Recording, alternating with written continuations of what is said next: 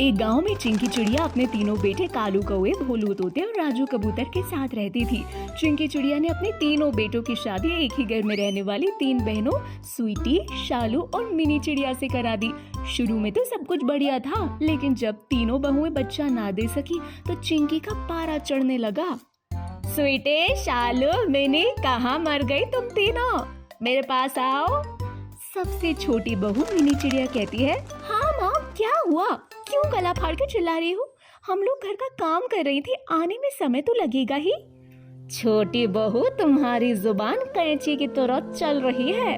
काश इतनी तेज तुम भी होती तो कम से कम मेरे आंगन में बच्चों की किलकारी तो गूंज रही होती। मंजली बहू शालू चिड़िया कहती है, माँ, बच्चा पैदा करना अगर इतना आसान होता तो हम एक क्रिकेट की टीम खड़ी कर चुके होते। मैं और स्वीटी दीदी तो कब से कोशिश कर रहे, लेकिन कुछ हो ही नहीं रहा। होगा कैसे? तुम तीनों बहनें बांझ जो हो, तुम भला बच्चा कैसे पैदा करोगी? मेरे भी करम फूटे थे जो मैंने तुम तीनों से अपने बेटों की शादी करवा दी। अरे इससे अच्छा होता कि मैं कहीं और अपने बेटों की शादी करवाती, कम से कम मुझे पोते पोतियों का सुख तो मिलता। लेकिन अब बस बहुत हुआ। अगर तुम तीनों ने जल्दी मुझे दादी नहीं बनाया तो मैं अपने बेटों की शादी कहीं और करा दूंगी, फिर बैठी रहना हाथ पे हाथ धरकर।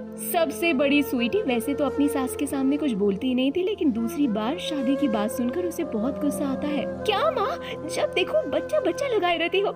अगर इतना ही बच्चा खिलाने का शौक है तो करा दो अपने बेटों की दूसरी शादी, लेकिन रोज रोज हम बहनों का सिर मत खाया करो। इतना कहकर तीनों बहनें घर के कामों में लग जाती हैं और शाम को चिंकी चिड़िया के तीनों बेटे आते हैं। वो उन तीनों को अपनी बहुओं के खिलाफ भड़काना शुरू कर देती है। तुम्हें मालूम नहीं, जब तुम लोग काम पर चले जाते हो तो तुम्हारी बीवियां मेरे साथ क्या बर्ताव करती हैं? बड़ा बेटा कालू पूछता है। क्या हुआ माँ, किसने आपके साथ बुरा व्यवहार किया? और कौन? तेरी बीवी स्वीटी, जो बोल रही थी कि अभी हम छोटी बच्चियां हैं, हम बच्चा पैदा नहीं करेंगे, अपने लड़कों की दूसरी शादी करवा दो। और उसकी दोनों बहनें भी हाँ में हाँ मिला रही थी। माँ की ये भड़काऊ बातें सुनकर तीनों भाई बहुत गुस्से में आ जाते हैं और अपनी अपनी बीवियों के साथ बुरा बर्ताव करने लगते हैं, जिससे तीनों बहुएं बहुत दुखी हो जाती हैं। एक दिन बाजार से सामान लाते वक्त उन तीनों की सहेली सुषमा कबूतरी उन्हें मिलती है। क्या हुआ मेरी सहेलियों, तुम तीनों इतना मुंह क्यों लटकाई हुई हो? अरे बहन, क्या बताएं, हमारी सास डायन बनकर हमारी खुशियों के पीछे पड़ गई है, जो कहती है कि अगर मुझे बच्चा नहीं करके दोगी तो तुम तीनों को घर से बाहर निकाल दूंगी। अब बताओ, जब बच्चा हो ही नहीं रहा तो हम क्या करें? तुम लोग अपने पतियों से बात क्यों नहीं करती? उन्हें अपनी परेशानी बताओ और तुम सब लोग डॉक्टर के पास जाओ ना कोई हल तो निकल जाएगा। डॉक्टर तो भूल ही जाओ, हमारे पति इतने कान के कच्चे कि अपनी माँ की बातों में आकर वो दूसरी शादी के लिए राजी हो गए। हमारे पास बस कुछ ही महीनों का वक्त है, उसमें अगर बच्चा नहीं हुआ तो हमारी जिंदगियां बर्बाद हो जाएंगी। इतना कहकर तीनों बहनें रोने लगती हैं। अच्छा रो मत, मेरे पास एक उपाय है। एक बहुत ही बड़े बाबा हैं जो जादू से तुम लोगों की सारी समस्या खत्म कर देंगे। तुम लोग भी अगर उन्हें अपनी तकलीफ बताओगी ना तो वो कुछ न कुछ हल जरूर निकाल लेंगे। अपनी सहेली सुषमा की बात मानकर वो तीनों उस जादुई बाबा के पास जाती हैं, जहाँ वो बाबा उन तीनों को जादुई दवाई देता है, जिसे दूध में डालकर पीने के बाद वो माँ बन जाएंगी। बहनों, अगर इस बाबा की दवाई ने अपना काम कर दिया तो हमारी जिंदगी की खुशियाँ फिर से वापस आ जाएंगी। हाँ, और हमारी पागल सास और कान के कच्चे पतियों को भी सबक मिल जाएगा। तो फिर देर किस बात की है, चलो हम लोग दूध में डालकर ये दवाई पीते हैं ताकि सब कुछ ठीक हो जाए। तीनों बहनें अपने अपने दूध के गिलास में दवाई डाल तो लेती हैं, लेकिन तभी उन्हें उनकी सास चिंकी चिड़िया बुला लेती है और वो दूध का गिलास वहीं छोड़कर चली जाती है। तभी अचानक से उन तीनों के पति भी घर पहुंचते हैं। बड़े भाइयों, यहाँ तो गर्मा गर्म दूध का गिलास रखा है और भूख भी बहुत तेज लग रही है। जब तक हमारी बीवियां कुछ बनाकर नहीं लाती, क्यों ना एक एक गिलास दूध हो जाए। वैसे आइडिया तो बढ़िया है, दिन भर काम करने के बाद शरीर की थकान भी मिट जाएगी। देखते ही देखते वो तीनों भाई अपनी पत्नियों के दूध के गिलास को सफा चट कर देते हैं। अरे, हमारी जादुई दवा वाला दूध हमारे पतियों ने पी लिया, अब क्या होगा? होगा क्या, अब हमारी जगह वो प्रेग्नेंट होंगे। चुप करो, तुम लोग भला ऐसा कैसा कह सकते हो? कोई मर्द भला कहीं प्रेग्नेंट हो सकता है क्या? ये बात तुम भूल जाओ और सोचो कि कुछ हुआ ही नहीं। कुछ दिनों तक इस घर में इस बारे में कोई जिक्र नहीं करता, लेकिन थोड़ा समय बीतने के बाद चिंकी चिड़िया के तीनों बेटों के पेट बढ़ने लगते हैं और उन्हें दर्द शुरू हो जाता है। माँ, हम तीनों भाइयों के पेट इतने ज्यादा बाहर क्यों निकल रहे हैं? क्या हमें कोई बीमारी हो गई है? मुझे तो लगता है जैसे कि पेट में से कोई बच्चा उछल कूद कर रहा हो। माँ, बस तुम हमें डॉक्टर के पास ले चलो, क्योंकि दर्द और तकलीफ हमसे सही नहीं जा रही। चिंकी चिड़िया अपने अपने तीनों बेटों को डॉक्टर के पास ले जाती है, जहाँ डॉक्टर उनका चेकअप करने के बाद कहता है, मुबारक हो चिंकी चिड़िया जी, आपके तीनों बेटों ने तो करिश्मा ही कर दिया। जाने कैसे, लेकिन आपकी बहुओं की जगह आपके तीनों बेटे प्रेग्नेंट हैं और कुछ ही दिनों में आपके घर नन्हे मुन्ने मेहमान आने वाले हैं। लेकिन ये कैसे हो सकता है? हम लोग तो मर्द हैं और प्रेग्नेंट तो औरतें होती है। तुम सही कह रहे हो, लेकिन कुदरत के चमत्कार को भला कौन नकार सकता है। अब तुम लोग बाघ के साथ साथ अपने बच्चों की माँ भी बनोगे। लेकिन डॉक्टर साहब, मुझे तो बहुत दर्द हो रहा है, ये बच्चा पेट के अंदर बहुत तकलीफ दे रहा है। अरे जनाब, इतने ही दिनों में थक गए? अभी तो तुम्हें और भी समय इस बच्चे को संभालना है, और असली दर्द तो बच्चों को जन्म देते समय होगा। तब तुम्हें पता चलेगा कि औरतें कितना दुख सहकर बच्चों को जन्म देती है। प्रेग्नेंट होने के बाद चिंकी चिड़िया के तीनों बेटे बदल जाते हैं। उन्हें समझ आ जाता है कि एक महिला के लिए बच्चों को जन्म देना आसान बात नहीं होती, और उनका बर्ताव उनकी पत्नियों के लिए पूरी तरह से बदल जाता है। वहीं दूसरी तरफ चिंकी चिड़िया को भी ये समझ आ जाता है कि वो अपनी बहुओं के साथ गलत व्यवहार करती थी।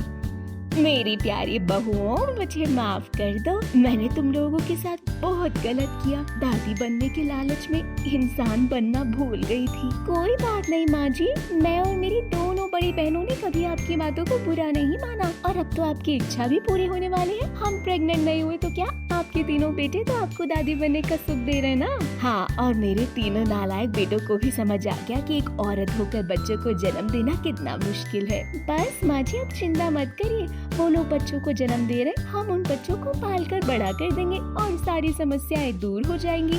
चिंकी चिड़िया के तीनों बेटे बच्चों को जन्म देते हैं और वो लोग बिना लड़ाई झगड़े के एक साथ रहते हैं। मेनका कबूतरी की दो बहुएं थी, बड़ी बहू चिंकी चिड़िया और छोटी बहू मिनी चिड़िया। चिंकी चिड़िया बहुत ही गरीब फैमिली से बिलोंग करती थी और वो शादी करने के बाद दहेज में कुछ लेकर भी नहीं आई थी। चिंकी चिड़िया की शादी एक लव मैरिज थी। कालू कौआ चिंकी चिड़िया से बहुत प्यार करता था और दोनों की जिद के आगे मेनका को झुकना पड़ा और इनकी शादी करवानी पड़ी। तो वही दूसरी तरफ मेनका की छोटी बहू मिनी चिड़िया, जो कि बहुत अमीर फैमिली से बिलोंग करती थी और वो दहेज में बहुत सारी चीजें लाई थी, जिस कारण मेनका अपनी छोटी बहू को सर आंखों पर बिठा के रखती। ऐसे ही एक बार की बात है, मेनका मार्केट से घर आ रही होती है और थकी हारी सोफे पर बैठकर चिल्लाते हुए बोलती है, अरे कहाँ मर गई मुफ्त खोर वाली बहू, एक गिलास पानी तो लेकर आ, कब से प्यासी यहाँ तड़प रही हूँ। चिंकी रसोई में काम कर रही थी, जिस कारण उसे अपनी सास की आवाज सुनाई नहीं देती, लेकिन मिनी को अपनी सास की आवाज सुनाई देती है और मिनी एक गिलास पानी लेकर अपनी सास को देते हुए कहती है, ये लो माँ जी, अगर मैं पानी ना पिलाऊं तो यहाँ तो कोई आपके सुनने वाला ही नहीं है, कोई नहीं है जिसको आपकी कदर हो। तो पानी क्यों लेकर आई? और हाँ, तू इतना सारा दहेज लेकर आई है तो ये सारे काम तू करेगी क्या? जो यहाँ मुफ्त में आया है उसके लिए ये सारे काम है? तू तो मेरी अमीर बहू है, इसलिए मैं तुझे अपनी सर आंखों पर बिठा के रखती हूँ। वो सब तो ठीक है माँ जी, लेकिन आप इतनी थकी हारी बाहर से आई और आप पानी के लिए चिल्ला रही थी। दीदी को तो आपकी आवाज़ ही सुनाई नहीं दे रही। मैंने कहा चलो मैं ही पानी दे दूँ, वरना मेरी माँ जी का गला सूख कर कुआं बन जाएगा। जरूर मैंने पिछले जन्म में कुछ पुण्य का काम किया होगा जो मुझे तुझ जैसी बहू मिली, इतनी अमीर, और पिछले जन्म में कुछ ऐसे कर्म किए होंगे जिसमें मुझे वो निढल्ली मुफ्तखोर गरीब बहू भी मिल गई अपने घर में रखने के लिए। ऐसे ही कुछ दिन बीत जाते और एक बार चिंकी चिड़िया की तबीयत बहुत खराब हो जाती है। कालू उसकी तबीयत को देखते हुए बोलता है, चिंकी तुम्हारी तबीयत तो बहुत ज्यादा खराब है, तुम्हें आज घर का कोई काम नहीं करना, तुम पूरा दिन रेस्ट करोगी। आज मैं भी ऑफिस नहीं जाने वाला, तुम्हारी देख रेख करूँगा। अरे नहीं कालू, वायरल फीवर है मुझे और मैं अपना ध्यान रख लूंगी, तुम ऑफिस जाओ। मैं तुमसे पूछ नहीं रहा, मैं तुम्हें बता नहीं रहा हूँ, मैं तुम्हें ऑर्डर दे रहा हूँ, तुम आराम करोगी आज पूरा दिन, और मैं आज ऑफिस नहीं जाने वाला। आज मैं अपनी पत्नी की अच्छे से देख रेख करूंगा। तभी वहाँ मेनका आ जाती है और मेनका कालू और चिंकी की सारी बातें सुनकर अपने बेटे कालू से बोलती है, अरे वाह जोरू का गुलाम, जब से बीवी आई है तब से इसे पल्लू के पीछे घूमता रहता है, यहाँ से वहाँ। आज मामूली सा बुखार क्या हो गया, इसे तो पूरे दिन आराम फरमाने के लिए बोल रहा है, और तो और खुद ऑफिस की छुट्टी लेकर बैठ जाएगा। वाह वाह, अच्छी बात है बेटा। माँ, बात का बतंगड़ बनाना तो कोई आपसे सीखे। अच्छा, मैं बात का बतंगड़ बनाती हूँ। एक तो ये तेरी गरीब बीवी ससुरा जब से बिहा कर इस घर में आई है तब से तो मेरे घर में आए दिन कलेश ही होता है। आता तो कुछ है नहीं और दहेज लेकर भी नहीं आई। वही मेरी छोटी बहू को देख जरा, इतना सारा दहेज लाई है और इससे तो बढ़िया ही काम करती है। उसे देखकर तो मेरा मन खुश हो जाता है, लेकिन इसे जब जब देखती हूँ मुंह बन जाता है। मुंह तो बनेगा ही ना आपका, क्योंकि चिंकी दहेज में कुछ लेकर आई नहीं है। कम से कम इसके पास गुण और संस्कार तो हैं। आपकी छोटी बहू के पास क्या है? बस पैसे। अगर उससे घर में एक दो काम करवा लूं तो फिर देखो आप उसे। ठीक है, अब अगर थोड़ी भी शर्म बची हो ना तो अपनी बीवी को लेकर यहाँ से हमेशा के लिए चला जा। कालू को अपनी माँ की ये बात बहुत बुरी लगती है और वो अपनी पत्नी को लेकर हमेशा के लिए चला जाता है। उन दोनों के जाने के बाद मिनी चिड़िया को जैसे बहुत छूट मिल गई। अब अपना असली रूप वो दिखाना शुरू करती है। सारा दिन किटी पार्टी करती है और यहाँ वहाँ घूमती फिरती है और घर का सारा काम सास मेनका कबूतरी से करवाती। एक दिन मेनका मिनी से बोलती है, छोटी बहू, बहुत दिनों से देख रही हूँ तू घर के काम पीछे छोड़कर अपनी मटर गश्ती में लगी रहती है। अरे बहू के ससुराल के प्रति कोई जिम्मेदारी होती है कि नहीं? लेकिन तू अपनी जिम्मेदारियों से पीछे भाग रही है। घर का एक काम भी नहीं करती, सारे काम मैं करती हूँ। ये सारी चीजें एक बहू को शोभा नहीं देती। सासू माँ, एक बात हमेशा याद रखिए, पैसा या तो गुण, और मैं लेके आई हूँ दहेज और पैसे। मेरे पास कोई गुण नहीं है, मतलब घर का काम मुझे नहीं आता क्योंकि मैंने आज तक किया नहीं, ठीक है? और अगर आपको पैसे ही चाहिए ना, फिर अगर आप ही घर के छोटे मोटे काम कर लोगे तो आपकी रीढ़ की हड्डी नहीं टूट जाएगी। मिनी के मुंह से ऐसे शब्द सुनकर मेनका को अक्ल आती है और वो समझ जाती है कि पैसा और ऐशो आराम ही सब कुछ नहीं होता। उसे अपनी बहू चिंकी चिड़िया की याद आने लगती है। मेनका अपनी बहू चिंकी चिड़िया को कॉल करके सारी बात बताती है, जिसके बाद चिंकी अपनी सास को हमेशा हमेशा के लिए अपने पास बुला लेती है। अब मेनका हंसी खुशी अपनी बड़ी बहू के साथ रहने लगती है।